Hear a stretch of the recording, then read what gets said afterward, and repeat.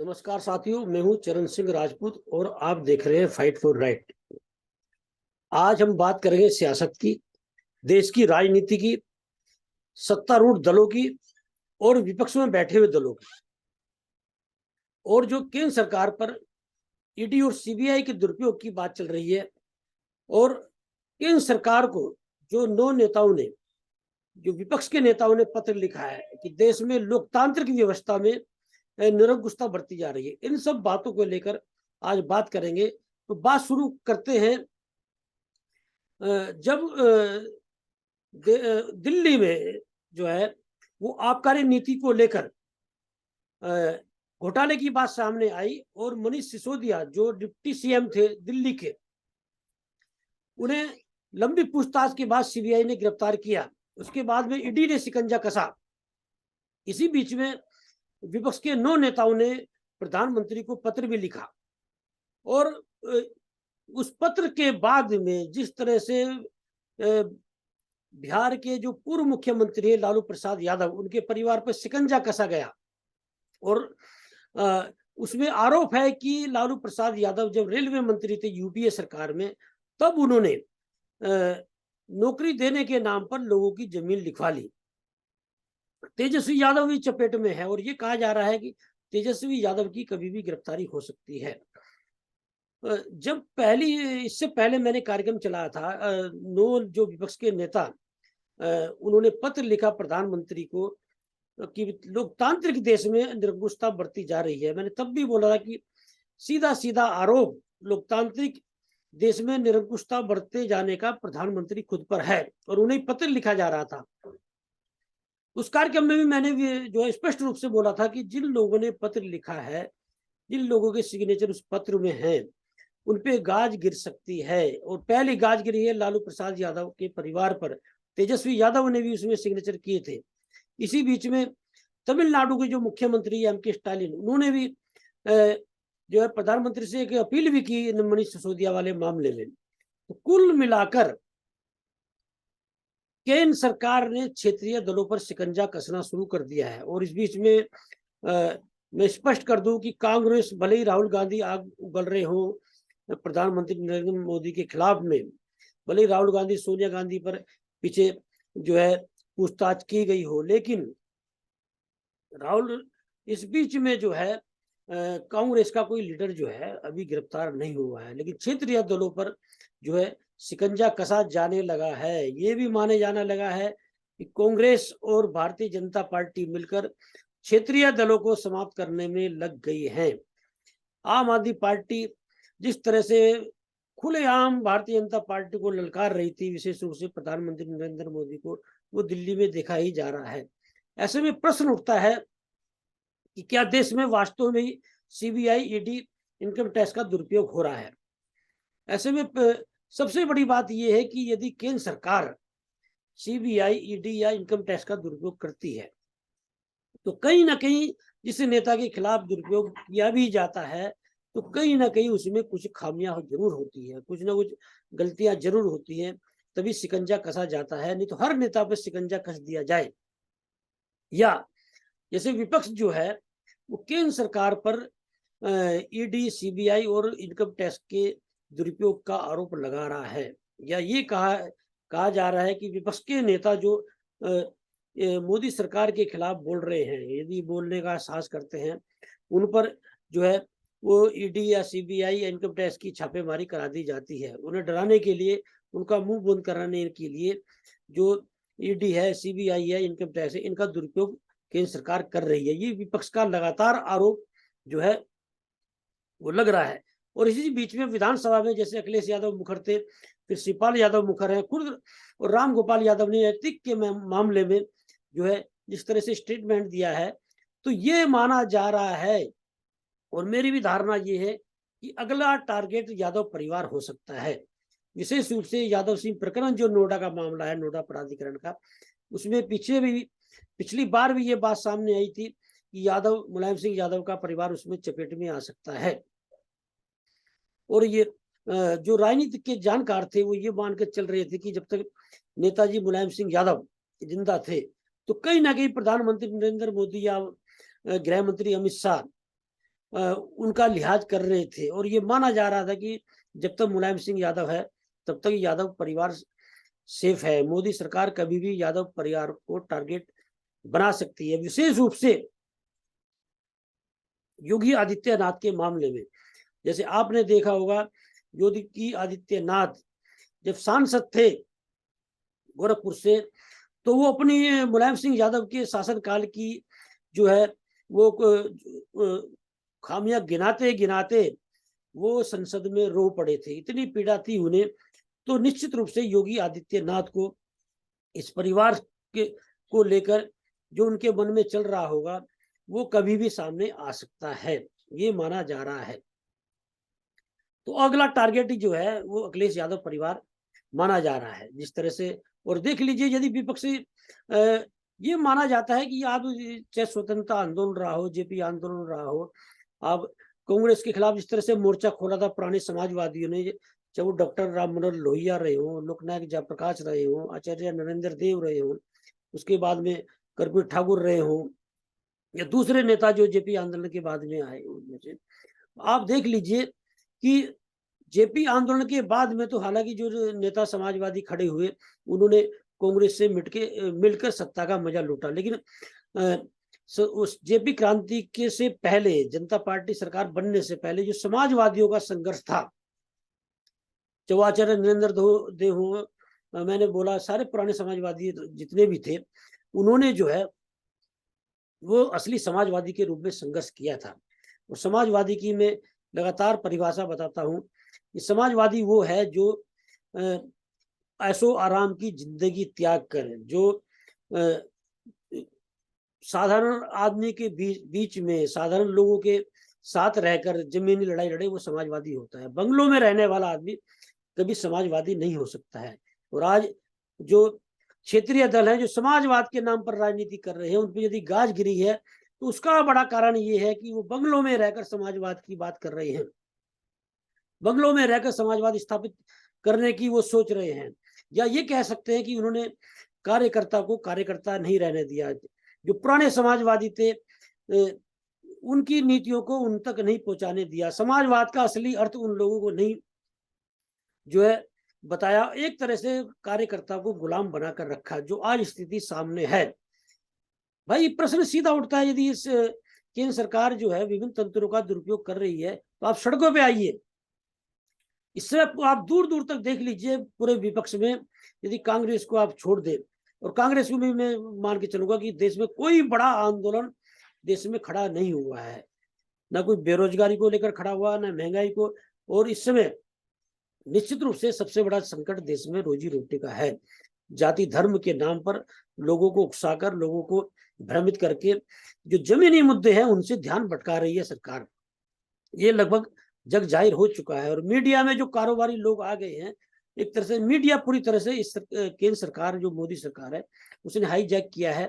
और मैं तो ये कहूंगा कि भारतीय जनता पार्टी के नेता संपादक बन के विभिन्न चैनलों में, विभिन्न अखबारों में बैठ गए हैं और अपने हिसाब से जो है केंद्र सरकार जो है या सत्तारूढ़ पार्टी जो विभिन्न राज्यों में वो मीडिया को चला रही है। संपादक नाम की चीज इस देश में मीडिया में बहुत कम है।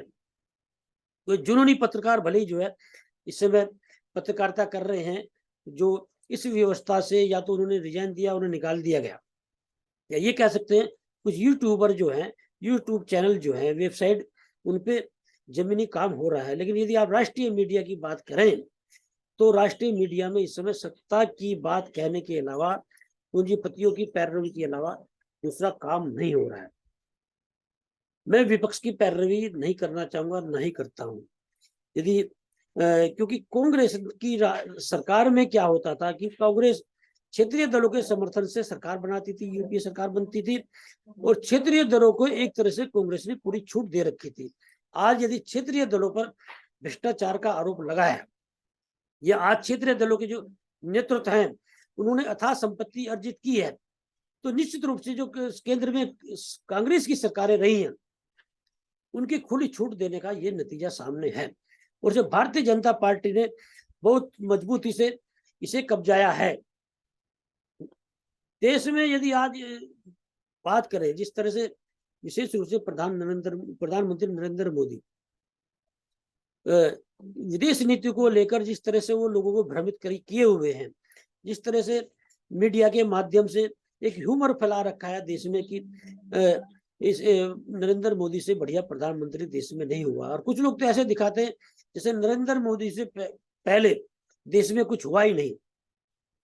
और ये भी दुर्भाग्य है देश का, ये सब वो लोग हैं जब आजादी की लड़ाई लड़ी गई तो ये लोग कहीं आजादी की लड़ाई में दूर दूर तक इस विचारधारा के लोग दिखाई नहीं दे रहे थे।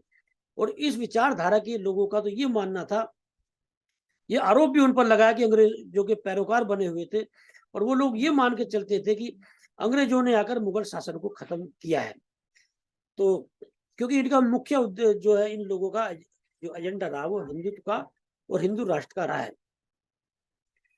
मैं धर्म की बात बहुत कम करता हूँ, ना ही करना चाहूंगा, लेकिन जहाँ देश और समाज की बात आती है, निश्चित रूप से जो इस समय पूंजीपतियों को ये सरकार बढ़ावा दे रही है और आम आदमी को सिवा बेवकूफ बनाने के अलावा दूसरा काम नहीं किया जा रहा है, तो निश्चित रूप से इस सरकार के खिलाफ मोर्चा खोलना चाहिए। लेकिन विपक्ष जो है मोर्चा खोलने में पूरी तरह नाकाम है, या ये कह सकते हो पूरी तरह विफल है। यदि आज जिन 9 नेताओं ने, बड़े नेता हैं देश के, जो पत्र लिखा प्रधानमंत्री नरेंद्र मोदी को कि देश लोकतांत्रिक देश में निरंकुशता बढ़ती जा रही है, यदि ये सारे नेता सड़कों पर उतर जाएं तो देश में एक बड़ा आंदोलन खड़ा हो सकता है। लेकिन ये माना जा रहा है कि ये लोग सड़कों पर उतरने के बजाय मैनेज करने में ज्यादा ध्यान दे रहे हैं। उसका सीधा एक बड़ा उदाहरण शरद पवार है। प्रधानमंत्री नरेंद्र मोदी की नीतियों का विरोध करने वाले, केंद्र सरकार पर लोकतांत्रिक व्यवस्था में निरंकुशता का आरोप लगाने वाले शरद पवार मेघालय में एनडीए के साथ हैं। मतलब एक और आप जो है विरोध करोगे, दूसरी ओर आप समर्थन देंगे। सीधी सीधी मैनेज वाला खेल क्षेत्रीय दल जो है वो काफी लग चुके हैं। या ये माना जा रहा है कि यदि केंद्र सरकार विभिन्न तंत्रों का दुरुपयोग कर रही है, ये विपक्ष का आरोप है। जैसे राज्य में दिल्ली सरकार है, बिहार में ये नीतीश सरकार है, तमिलनाडु में स्टालिन सरकार है और राजस्थान में गहलोत सरकार है। तो ये जो है गैर भाजपा सरकारें अपने राज्यों में जो भारतीय जनता पार्टी के दागी नेता हैं उन पर शिकंजा क्यों नहीं कसती हैं? यदि इस तरह की बातें हैं, और मैं तो ये कहूंगा कि वो दुरुपयोग हो या गड़बड़ झाला हो या घोटाले किए गए हो, लेकिन देश में जो इस समय चल रहा है वो जनहित में मैं इसे कहूंगा। क्योंकि इस नेताओं पर यदि शिकंजा कसा जाता है तो दूसरे नेता गलत काम करने से बचते हैं या डरते हैं। तो कहीं ना कहीं कि जब नेता में कमी होती है, नेता ने कुछ गलत किया होता है, तभी शिकंजा कसा भी जाता है। और यदि ऐसी राज्य सरकारें जो गैर भाजपा सरकारें हैं वो भारतीय जनता पार्टी के जो दागी नेता हैं उन पर शिकंजा कसना शुरू कर दे तो इस देश का एक बड़ा भला होना शुरू हो जाएगा। ऐसे में ये प्रश्न उठता है, जब विपक्ष जो है पूरी तरह से केंद्र सरकार की नीतियों के खिलाफ मोर्चा नहीं खोल पा रहा है, मीडिया को केंद्र सरकार ने हाईजैक किया हुआ है, या ये कह सकते हो जो देश के पूंजीपति केंद्र सरकार के साथ हैं उन्हीं की मीडिया घराने हैं, तो मीडिया घराने से आप ज्यादा बड़ी उम्मीद नहीं कर सकते हो। तो ऐसे में प्रश्न ये उठता है कि, और निश्चित रूप से समाजवाद के प्रणेता डॉक्टर राम मनोहर लोहिया ने कहा भी था कि जब सड़कें सुनसान हो जाती है तो संसद आवारा हो जाती है। तो आज की तारीख में आप विपक्ष के जिस तरह से कमजोर है, आप सड़कें सुनसान ही बोल सकते हैं, क्योंकि देश का सबसे बड़ा प्रदेश उत्तर प्रदेश पूरी तरह से शांत है।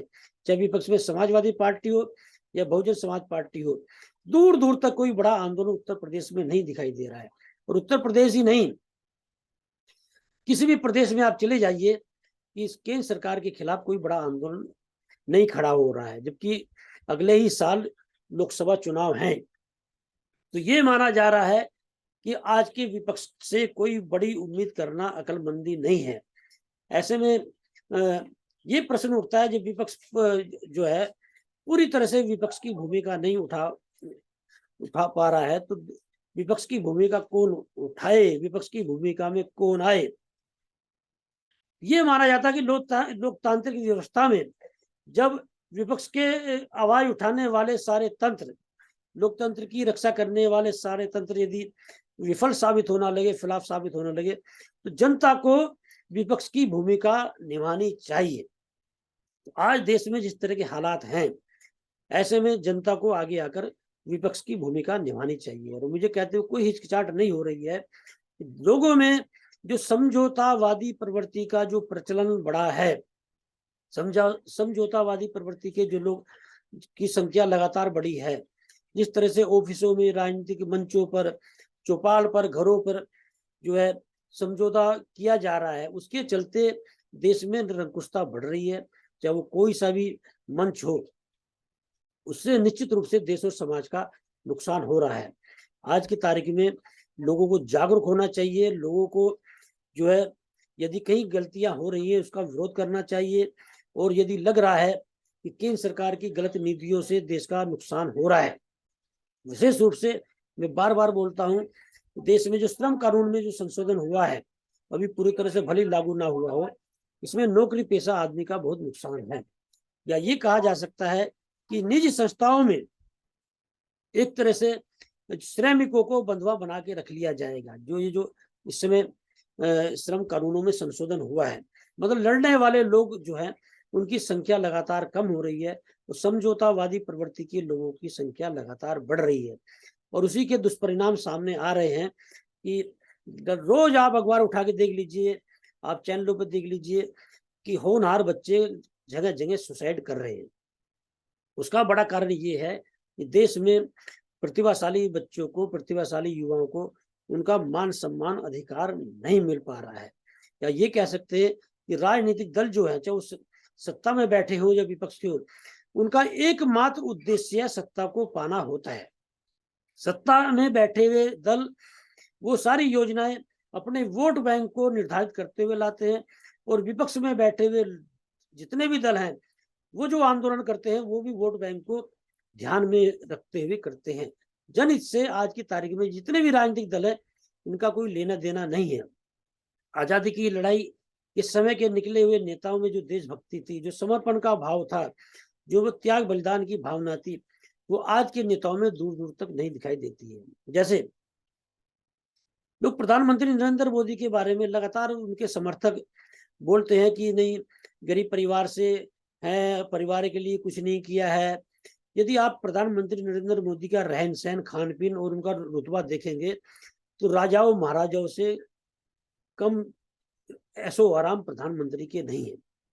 और मैं कहते हुए कोई हिचकिचाहट नहीं हो रही है कि प्रधानमंत्री नरेंद्र मोदी जो है वो जब उनकी माताजी का निधन हुआ, कहीं मत जाइए आप, माताजी के निधन पर जो है उन्होंने लोगों को 2 फूल जो है उनकी अर्थी पर फेंकने नहीं दिए। और हिंदुत्व की बात करते हैं, हिंदू समाज की बात करते हैं, हिंदुओं के ठेकेदार बनते हैं, लेकिन आप देख लीजिए जिस अर्थी पर उनकी माताजी गई थी वो स्टील की थी, जो नगर निगम से आती है। मतलब एक हिंदू रीति रिवाज से एक बांस की अर्थी भी नहीं बनाई गई। और ये भी आरोप लगे थे जो उनकी पत्नी है वो अपनी सास के अंतिम दर्शन करना चाहती थी, उन्हें अंतिम दर्शन नहीं करने दिए गए। जो उनकी माताजी की 100 साल की एज में जैसे निधन हुआ है, एक पूरे जो है तामझाम के साथ में उनकी जो है अंतिम यात्रा निकलनी चाहिए थी, लेकिन उसमें उन्होंने हस्तक्षेप करके ज्यादा तामझाम नहीं करने दिया। लेकिन जब खुद जाते हैं विभिन्न कार्यक्रमों में, आपने देखा होगा पुष्पों की वर्षा कराते हैं।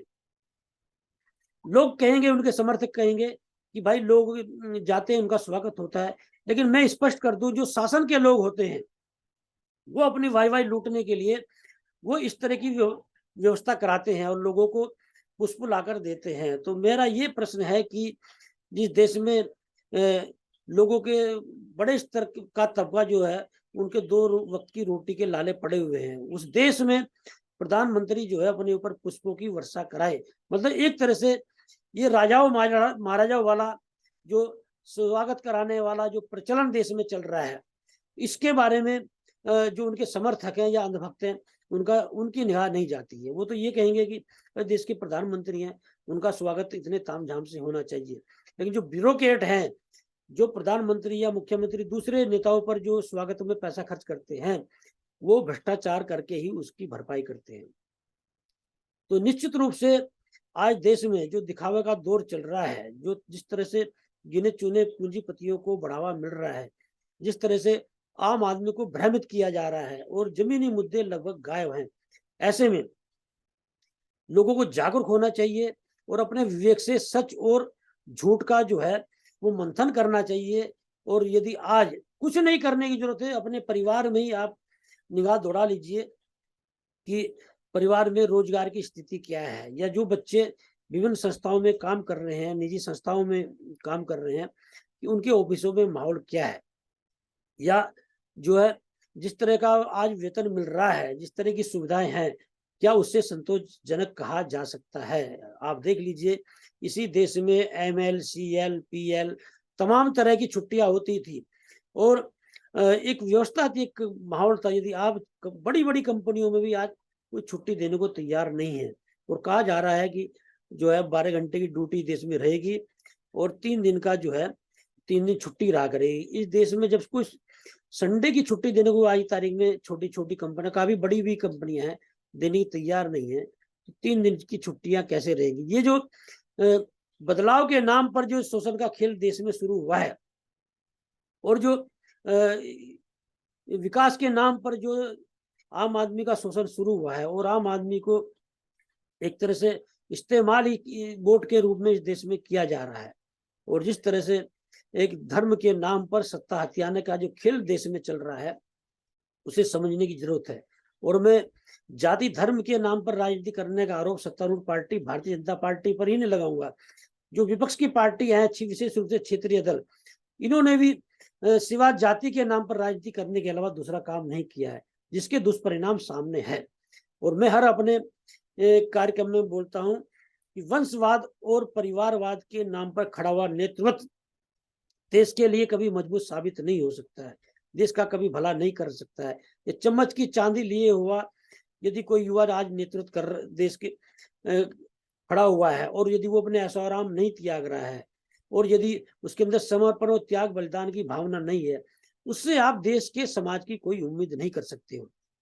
मैं इस कार्यक्रम के माध्यम से उन कार्यकर्ताओं से कहना चाहूंगा जो विभिन्न क्षेत्र विभिन्न दलों से जुड़े हुए, चाहे कोई सा भी दल हो, क्या गुलामी की जो है एक परंपरा, एक परिपाटी इन क्षेत्रीय दलों ने या दूसरे दलों ने शुरू नहीं की है। जो अपने हाई कमान से कहीं ना कहीं किसी न किसी रूप में जुड़ा रहेगा, उनकी गुलामी करता रहेगा, उनकी चाटुकारिता करता रहेगा, उनकी चापलूसी करता रहेगा, वही नेतृत्व आगे बढ़ेगा। मतलब एक मजबूत नेतृत्व ही ये लोग आगे बढ़ने देश में नहीं दे रहे हैं। कमजोर नेतृत्व, जेब का नेतृत्व यदि देश में खड़ा हुआ है, इससे आप बड़ी उम्मीद नहीं कर सकते हैं, क्योंकि सबसे बड़ी बात लोकतंत्र में ये उभर कर आती है कि कमजोर नेतृत्व सत्ता की निरंकुश नीतियों के खिलाफ, अराजक नीतियों के खिलाफ खड़ा नहीं हो पाता है, जो आज देश में आप देख ही रहे होंगे। मतलब आप पत्र लिखेंगे, आप विधानसभा संसद में बोलेंगे, लेकिन आप सड़कों पर डंडा खाने को तैयार नहीं है, आप जेल जाने को तैयार नहीं है। आप जो संपत्ति अर्जित की है आपने विभिन्न माध्यमों से, उन्हें खोने का डर है आप में। मतलब एक तरह से जो समर्पण की भावना है, देशभक्ति की भावना है, जो त्याग बलिदान की भावना है, वो दूर दूर तक आज के नेताओं में दिखाई नहीं दे रही है। तो ऐसे में जो लोग अपने को देशभक्त मानते हैं, जो देश और समाज की चिंता करते हैं, उन लोगों को आगे आना चाहिए। और मैं तो ये कहूंगा कि कभी भी कमजोर नेतृत्व के हाथ में, और जैसे आज की तारीख में आप लोकसभा संसद में, आप लोकसभा में पहुंच जाइए, विधानसभा में पहुंच जाइए, अधिकतर लोग जो, चाहे वो विधायक हो, सांसद हो, धंधेबाज लोग हैं। धंधेबाज लोग देश समाज के बारे में कभी नहीं सोच सकते, वो अपने धंधे को आगे बढ़ाने के बारे में सोचेंगे। और यही देश में हो रहा है। अपने धंधे को आगे बढ़ाने के लिए सत्तारूढ़ पार्टी में भी ऐसे बहुत नेता हैं, बहुत सांसद हैं, बहुत विधायक हैं, जिन्हें ये लग रहा है कि देश में गलत हो रहा है, लेकिन उनका धंधा सही चल रहा है, इसलिए वो चुप है। विपक्ष में भी कि जो संपत्ति अर्जित की है, इसे कैसे बचाना है। मतलब ये कहा जा सकता है कि विपक्ष आज की तारीख में अपनी गर्दन बचाने में लगा हुआ है। सत्तारूढ़ पार्टी जो है वो अपनी सत्ता उसकी कैसे बरकरार रहे उसमें लगी हुई है। देश समाज की चिंता करने वाले लोग सिवा दिखावे के अलावा कुछ नहीं कर रहे हैं। जो दावा कर रहे हैं हम देश और समाज के लिए काम कर रहे हैं वो सामने दिखाई दे रहा है। तो कम से कम लोग जो है अपने विवेक से आज की हालात का, राजनीति जो देश में चल रही है उसका मंथन करें। और मैं तो ये कहूंगा कि यदि आज लोग समझौतावादी प्रवृत्ति को अपनाते हुए चल छोड़ यार की प्रवृत्ति को अपना लिया और सब कुछ जानते हुए अनदेखी करते रहे जाति धर्म के नाम पर या अपने स्वार्थ के नाम पर, तो ये जो आने वाली पीढ़ी है, मैं कहते हुए कोई हिचकिचाहट नहीं हो रही है, इस व्यवस्था में नई पीढ़ी जो है मानसिक रोगी बनकर रह जाएगी यदि आज देश के लोग खड़े नहीं हुए, इस विपक्ष पे उम्मीद करते रहे।